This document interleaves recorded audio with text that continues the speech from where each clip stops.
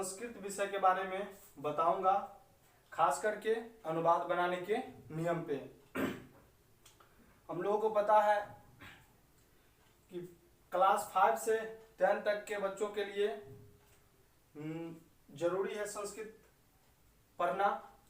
खास करके 10th के बच्चों को 7 नंबर का अनुवाद पूछा जाता है, जो कि आपको एग्जाम में मार्क्स उठाने में काफी मदद करता है। इसलिए मैं अनुवाद बनाने का नियम बताऊंगा ताकि आपको अपने एग्जाम में अच्छी तरीके से मार्क्स ला सकें।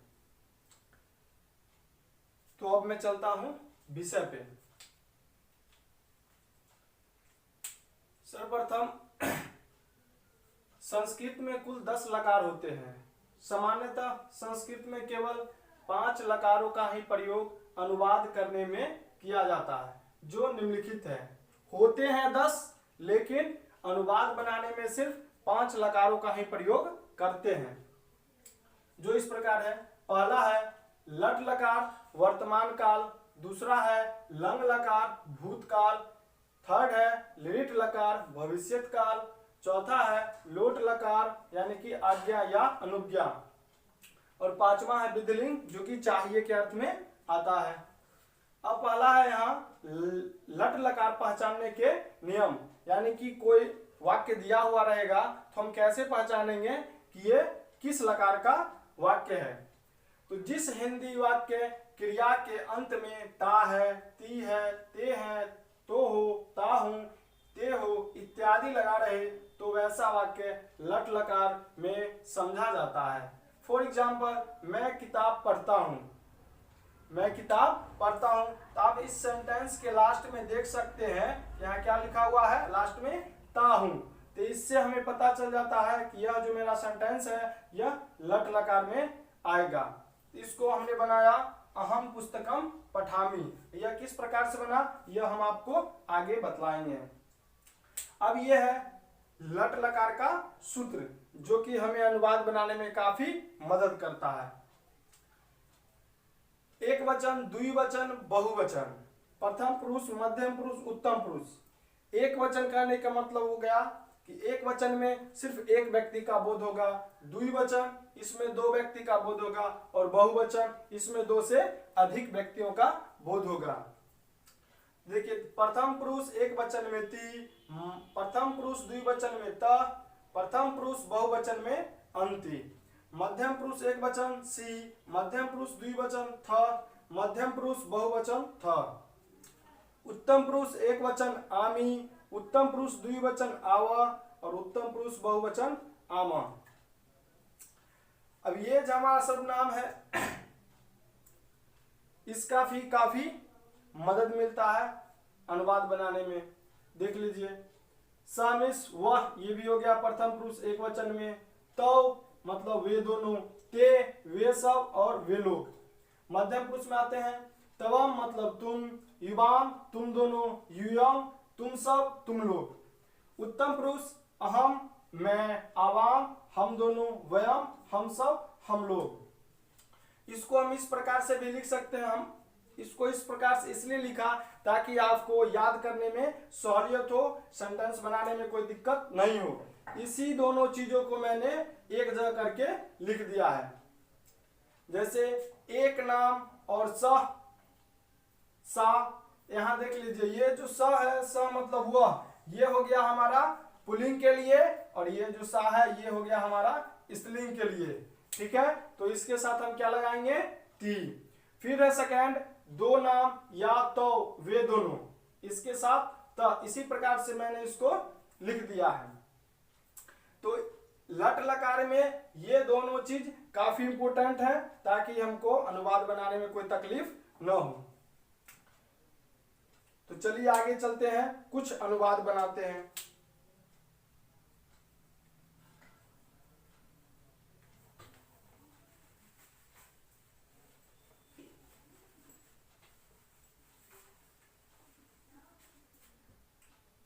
फॉर एग्जाम्पल,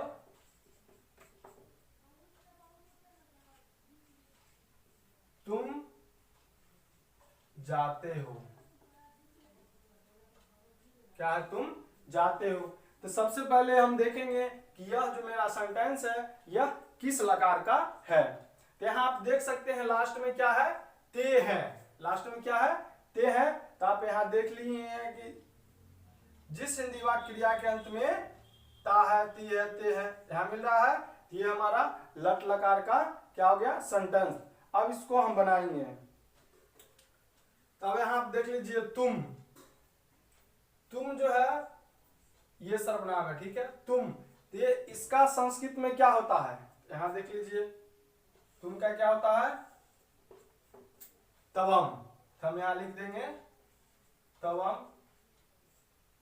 यहां तक हो गया। अब हम जान क्या आ गया यहां, जाते हैं। तो जाते हैं का क्या होता है, धातु। तो इसका धातु होता है, जाना का होता है गम, ठीक है। बाद में हम क्या करेंगे, बहुत सारे धातु लिखा देंगे, धातु रूप भी बताएंगे किस प्रकार से धातु रूप हम बना सकते हैं।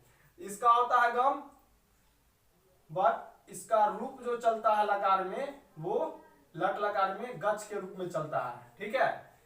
मूल धातु होता है गम, लेकिन इसका जो धातु रूप चलता है लट लकार में वो गच के रूप में चलता है। तो हम क्या लगाएंगे, त्वम गच, ठीक है, गच लिख दिए। अब आप आगे देखेंगे कि ये जो तुम है यानी कि तवम, यह कौन सा पुरुष और कौन से वचन में आता है। तो आप यहां से देख सकते हैं कि मध्यम पुरुष और एक वचन में आ रहा है। किस में आ रहा है, मध्यम पुरुष एक वचन। तो आप यहां सूत्र में देखिए कि मध्यम पुरुष एक वचन में क्या है। तो मध्यम पुरुष एक वचन में हमारा यह सी है, या हमने यहां सीधा करके भी लिख दिया है कि तवम के साथ लट लकार में सी लगता है। तो आप यहां पे क्या लगा दीजिए, सी। इस प्रकार से हमारा यह सेंटेंस बन गया, तुम जाते हो, तुम जाते हो। तो क्या हो जाएगा, त्वम गच्छसि। नेक्स्ट सेंटेंस लेते हैं,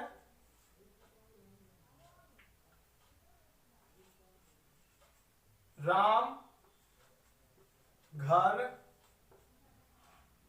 जाता है। क्या, राम घर जाता है। यह जो सेंटेंस है हमारा यह भी लट लकार का है। अभी हम फिलहाल सब लट लकार का बताएंगे। देख लीजिए यहां नाम है, आप कहिएगा कि इसके साथ कैसे लगेगा। तो एक नाम यहां पे देख लीजिए हमने लिखा है, एक नाम या सा के साथ ती लगता है। एक नाम है राम, तो राम का क्या लिखेंगे, रामा, हो गया। उसके बाद यहाँ क्या हो गया, राम घर जाता है। राम जाता है, कहां जाता है, घर जाने का काम कर रहा है। तो घर का क्या हो जाएगा, गृहम, घर का गृहम, ये हो गया। अब फिर जाता, तो जाता का भी हम बताए हैं क्या होगा, जाना का गच्छ। अब देख लीजिए कि एक नाम के साथ क्या लगता है, तो एक नाम के साथ ती लगाएंगे, क्या हो जाएगा, राम गृहम गच्छति, हो गया। सेकंड देखते हैं एक और,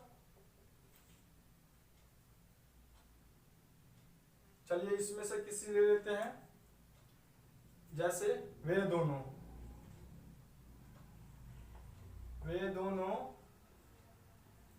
खेलते हैं। क्या है, वे दोनों खेलते हैं। अब देखिए इसको कैसे बनाएंगे, वे दोनों का क्या होता है, तो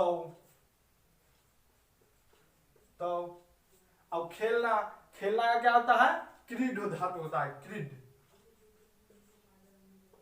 लिख दिए क्रीड। अब इसमें लगाएंगे सूत्र, क्या है, वे दोनों खेलते हैं तो क्रीड। आप देख लीजिए कि वे दोनों तो के साथ क्या लगता है, क्या है, मध्यम पुरुष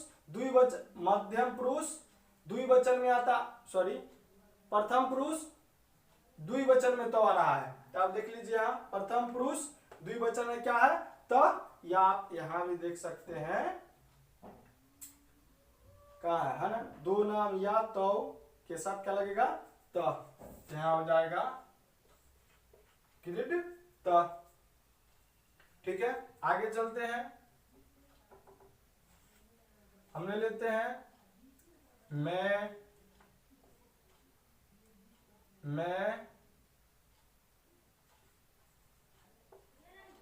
किताब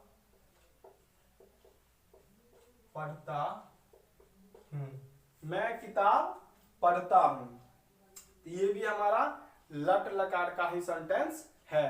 देखिए कैसे बनाएंगे। मैं, तो मैं का क्या हो जाता है, आप देख सकते हैं उत्तम पुरुष एक वचन में क्या है, मैं, क्या, अहम लिख दिए, अहम लिख दिए। ठीक है। अब देखिए यहाँ क्या है, किताब, किताब का क्या होता है, पुस्तक, यानी कि पुस्तकम। पढ़ना, पढ़ना का क्या होता है, पढ़ना का धातु होता है पठ, क्या होता है, पठ। अब हम इसमें फॉर्मूला लगाएंगे। तो आप देख लीजिए कि मैं उत्तम पुरुष एक वचन में है, तो सूत्र में उत्तम पुरुष एक वचन में क्या है, आमी, क्या है, आमी, हमारा ये है, आमी है। तो क्या करेंगे, हम इसको मिटा देंगे, ये नहीं लिखना है और नहीं आता है, तो सिर्फ ये आकार और महर्षि का क्या हो गया हमारा, अहम पुस्तकम पठामी। नेक्स्ट देखते हैं।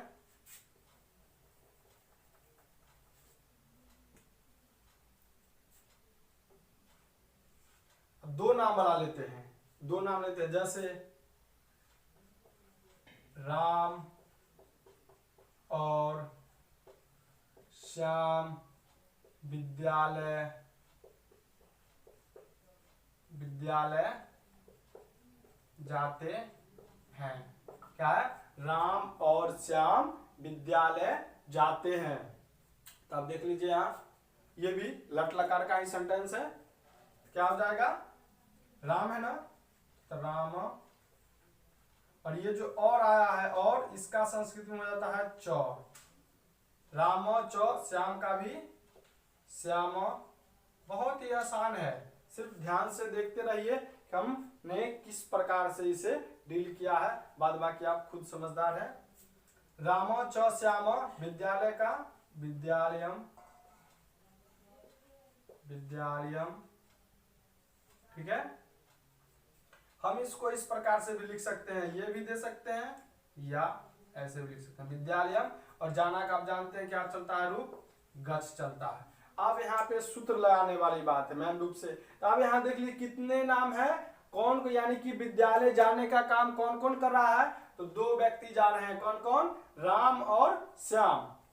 तो यहाँ दो नाम है, यहाँ देख लीजिए मैंने क्या लिखा, दो नाम, दो नाम के साथ त, यहाँ लगा देंगे त, ये हो गया हमारा गच्छ त। कुछ और लेते हैं।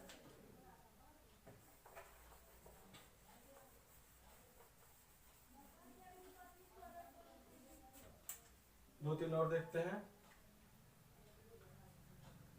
उसके बाद एक वीडियो में सिर्फ अनुवाद ही बनाऊंगा, उसमें देख लीजिए।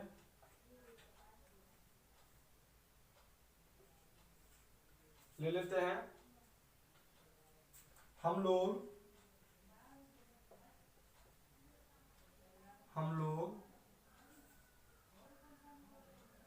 हम लोग घर, ये निगेटिव हो जाएगा, हम लोग घर नहीं जाते हैं, हम लोग घर नहीं जाते हैं,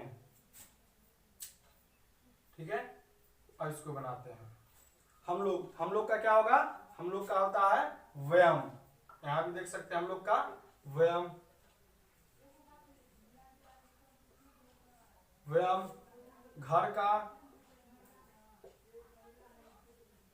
गृहम, नहीं का न लिख दें या नहीं लिखें, जाना का गच्छ, ठीक है, जाना का गच्छ। अब देखते हैं कि व्यायाम के साथ क्या लगता है। यहाँ पे देखिए स्पष्ट लिखा हुआ है व्यायाम के साथ आम लगेगा, कैसे है, आम।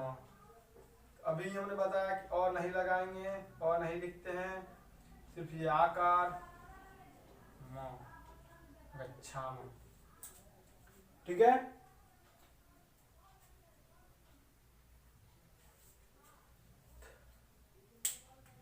चलिए अब आगे सीखते हैं।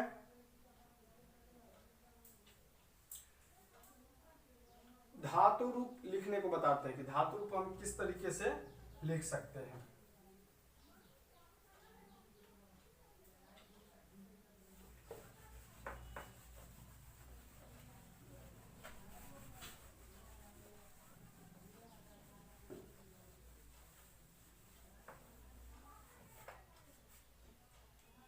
देखिए, जैसे हमें मान लीजिए हमें गच्छ का ही क्या है,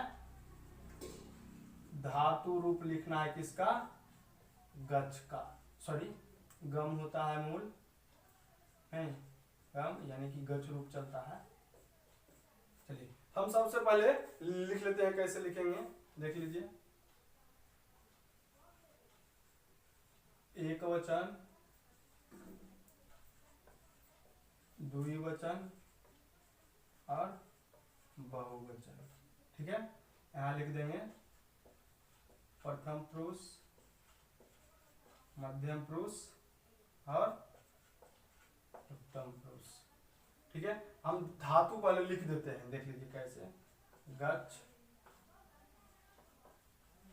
बहुत ही आसान है धातु रूप लिखना, सिर्फ ध्यान से देखते रहिए किस प्रकार से हम लिख रहे हैं। गच्छ,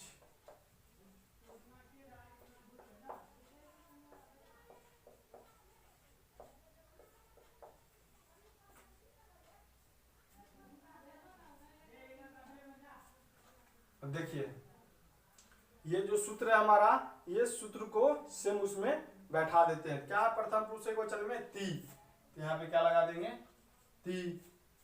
प्रथम पुरुष द्विवचन में क्या है, त, यहाँ पे लगा देंगे त।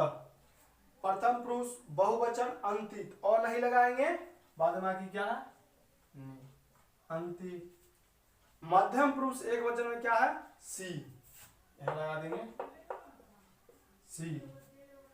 मध्यम पुरुष द्विवचन में क्या है, थ, थ। मध्यम पुरुष बहुवचन में क्या है, थ। ठीक है, उत्तम पुरुष एक वचन क्या है, आमी, आमी है, और नहीं लगाएंगे, सिर्फ आकार और मी, आकार में। उत्तम पुरुष द्विवचन में क्या है, आव, आव।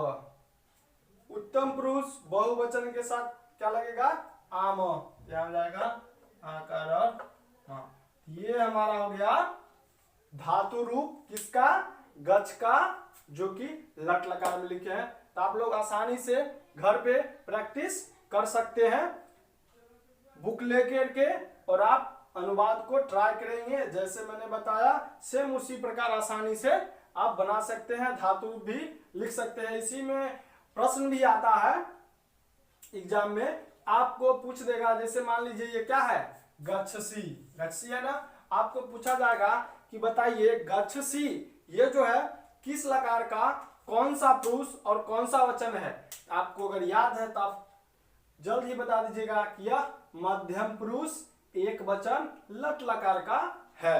या आपको सूत्र ही पूछेगा कि बताओ लट लकार में उत्तम पुरुष बहुवचन, तो उत्तम पुरुष बहुवचन क्या है, आम। चलिए दोस्तों, आज के लिए इतना ही, और नेक्स्ट वीडियो में मिलेंगे लंग लकार के साथ।